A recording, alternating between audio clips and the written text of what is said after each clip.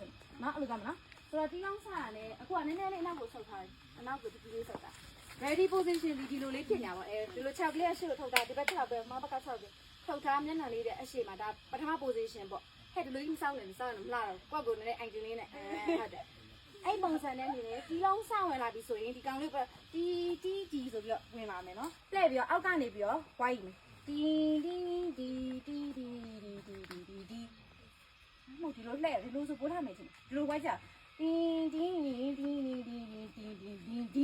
အဲလိုလေးပြောတင်းပြန်ဆက်နွယ်မယ်တီဟုတ်တယ်ပြီးတော့မှ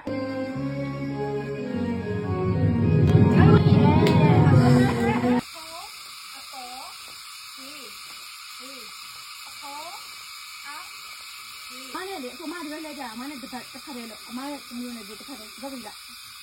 ဒီဘက်ပြီးလာနော်အဲ့လိုမျိုးနော်ဆိုတော့ခုနကဒီပုံဒီအဲ့လိုဒီကမှာပေါ့နော်အဲ့လိုဒီကမှာဒီလိုလေးလေးလဲလာပါအဲ့လိုပဲယူပါလားလက်တွေအရင်မထိုးတယ်